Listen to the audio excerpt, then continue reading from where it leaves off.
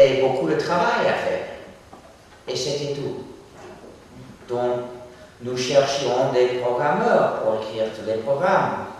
Mais maintenant, il y a des lois proposées pour interdire notre travail, pour interdire des programmes libres.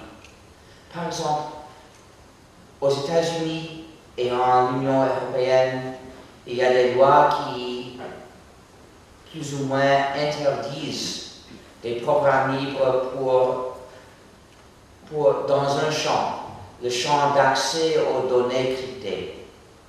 Par exemple, les vidéos dans les disques DVD sont écrites dans un format crypté et qui était au commencement un secret aussi. Mais des programmeurs en Europe ont découvert le format et ont publié un programme libre pour lire la vidéo.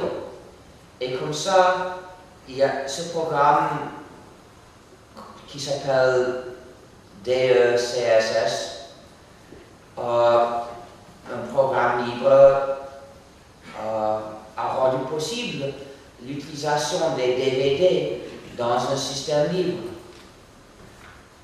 Ce programme est actuellement censuré aux États-Unis et j'ai peur de ce qu'il soit censuré également en Europe quand la directive âgée déjà de peut-être 2 ans environ de droit d'auteur soit implémentée.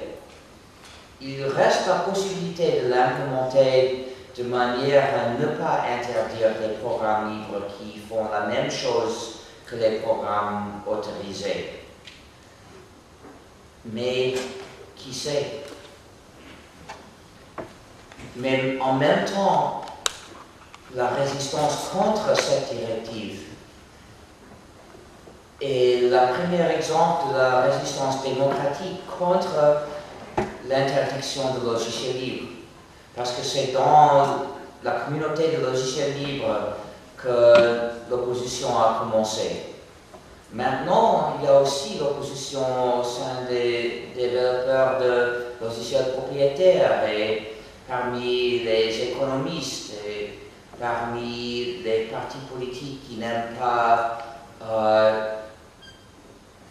imposer les restrictions à la part des grandes entreprises. Mais donc, il y a beaucoup d'opposition et nous pouvons gagner. Et c'est la première fois. Tous les autres pays qui ont adopté les brevets informatiques l'ont fait sans débat public.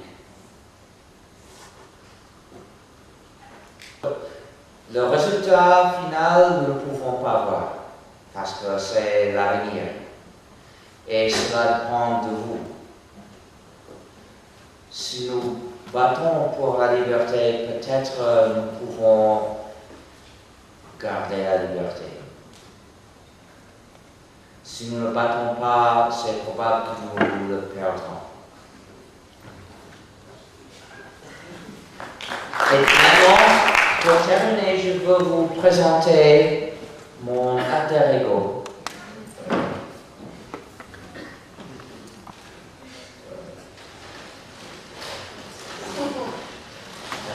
Parce que je ne suis pas que programmeur, je suis aussi saint.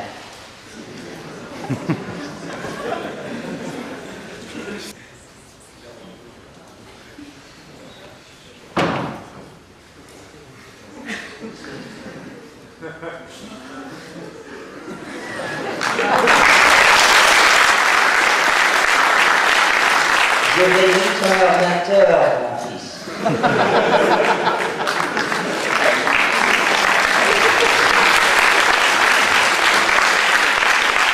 Je suis le saint Ignatius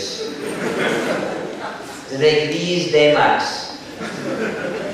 Emax était d'origine un éditeur de texte qui s'est transformé en une vie pour beaucoup d'utilisateurs.